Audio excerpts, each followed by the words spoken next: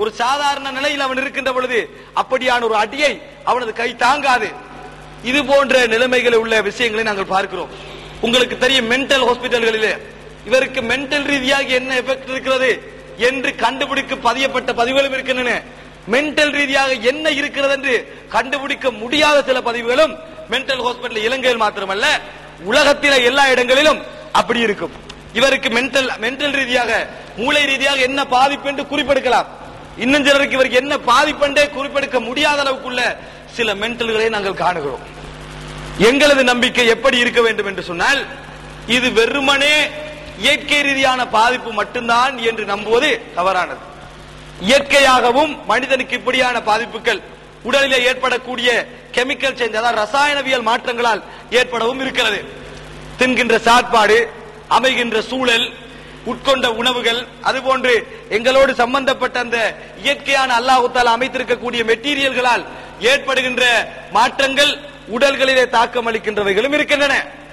அதே நேரத்தில் ஜின்கள், ஷைத்தான்கள் மூலமும் இப்படியான தாக்கங்கள் ஏற்படலாம் என்பதை நம்புவதுதான் அல் குர்ஆன் சுன்னா எங்களுக்கு சொல்லித் தருகின்ற விஷயம்.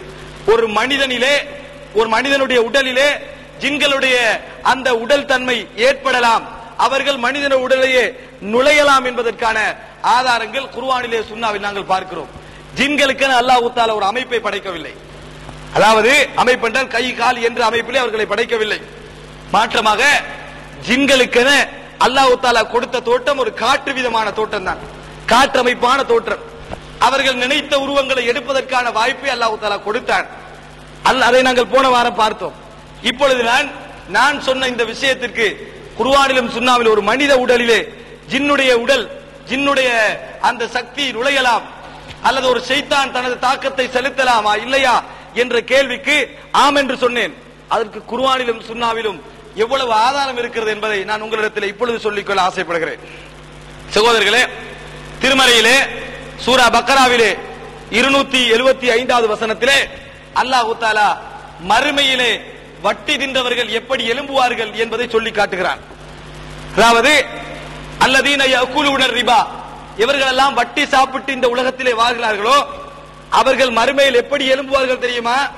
இந்த உலகத்திலே காபிராக வாழ்ந்தவர்கள், மார்க்கத்தை புறக்கணித்தவர்கள் எப்படி எழும்புவார்கள் தெரியுமா என்று அல்லாஹ் சொல்லுகின்ற பொழுது ஒரு இடத்திலே சொல்லுகிறான், இந்த பூமியிலே இவர்கள் எல்லாம் குருடர்களாக இருந்தார்களோ, மார்க்கத்தை புறக்கணித்திருந்தார்களோ, அவர்கள் மறுமையிலே கண்குருடர்களாக எழுப்பப்படுவார்கள், கண்குருடர்களாக எழுப்பப்படுவார்கள் என்று. இந்த உலகத்திலே இவர்கள் எல்லாம் மார்க்கத்தை புறக்கணித்து வாழ்ந்தார்களோ அவர்கள் குருடர்களாக எழுப்பப்படுவார்கள் என்று அல்லாஹ் தஆலா சொல்லுகிறான்.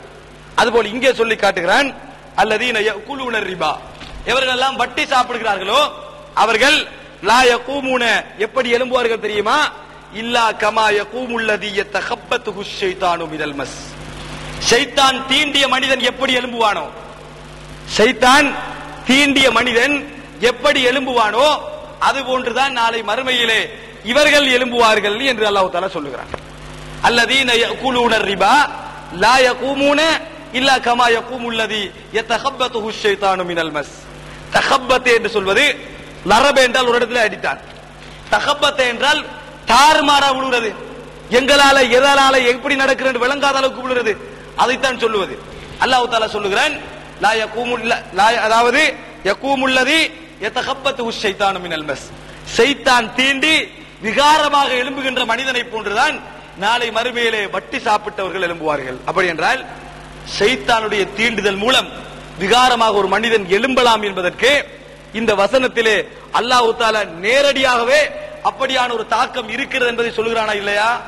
அது போன்றுதான் நாளை மறுமையில் எழும்புவார்கள் என்று சொல்லி அல்லாஹ் தஆலா